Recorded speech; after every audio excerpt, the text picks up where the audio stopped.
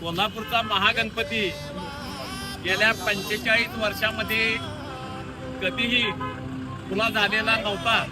पण या वर्षी हा महागणपती या ऐतिहासिक दसरा चौकातून भक्तांच्यासाठी खुला करण्यात येणार आहे. हा महागणपती ओपन झाल्यानंतर भक्तजनांचे डोळ्याचं पारणे फिटल्यासारखं होणार आहे.